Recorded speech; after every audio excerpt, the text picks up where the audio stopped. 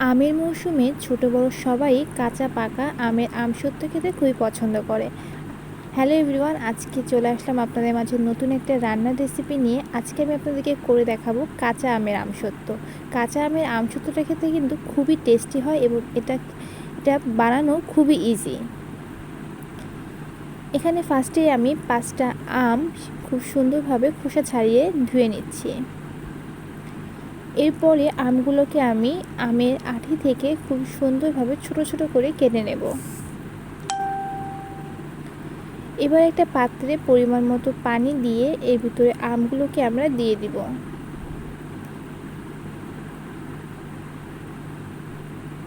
এর ভিতরে আমরা নুন অ্যাড করে দিচ্ছি। এবার এটাকে একটু নেড়ে চেড়ে একটা ঢাকনা দিয়ে ঢেকে দিব। এখানে আমগুলোকে আমরা খুব ভালোভাবে সিদ্ধ করে নেব। এখানে আমি 15 থেকে 16 মিনিট হাই হিটে জাল করে নিয়েছি। এবার একটা চামচের সাহায্যে দেখে নেব আমার আমগুলো সুন্দরভাবে সিদ্ধ হয়েছে কিনা। আমগুলো এখানে যত ভালো সিদ্ধ হবে আমার পিউরি বের করতে তত সুবিধা হবে। দেখুন আমার আমগুলো খুব সুন্দরভাবে সিদ্ধ হয়ে গেছে। এবার একটা ঝুড়িতে খুব সুন্দরভাবে ঢেলে নেব।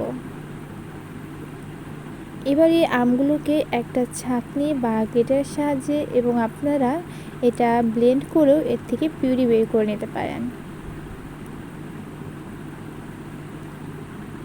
পিউরি বের করা হয়ে গেলে এই পর্যায়ে আমরা চুলায় একটা ফ্রাই প্যান বসিয়ে দিব। পাত্রটা গরম হয়ে গেলে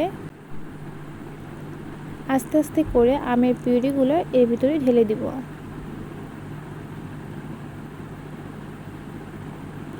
আমের পিউরিগুলো দেওয়া হয়ে গেলে এটাকে খুব সুন্দরভাবে নেড়ে নেব। এটাকে খুব সুন্দরভাবে নেড়ে চেড়ে এর ভিতরে আমরা এখানে এবার চিনি অ্যাড করে দেব। আমি এখানে 2 কাপের মতো চিনি অ্যাড করে নেব। আপনারা আমের টক মিষ্টি বুঝে চিনির পরিমাণটা কম বেশি করে নেবেন। আর আমসত্ত্ব কিন্তু একটু টক টক খেতেই বেশি ভালো লাগে।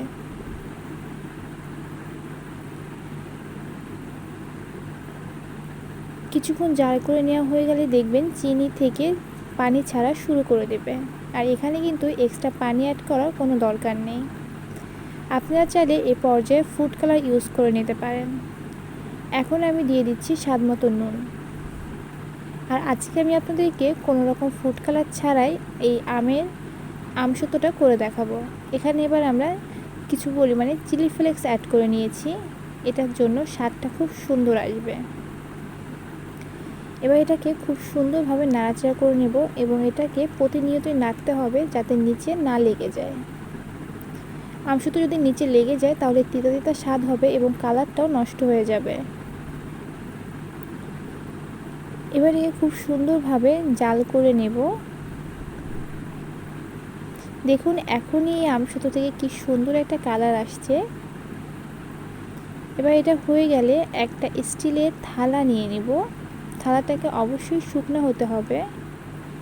এ পর্যায়ে থালায় সামান্য পরিমাণে সরিষার তেল দিয়ে পুরো থালাটাতে সরিষার তেলটা মাখিয়ে নেব। এতে করে আমি যখন আমসত্ত্বটা শুকিয়ে গেলে তুলব তখন আমসত্ত্বটা খুব সহজেই উঠে আসবে। এখন সম্পূর্ণ আমসত্ত্বটা এই থালায় ঢেলে দিব।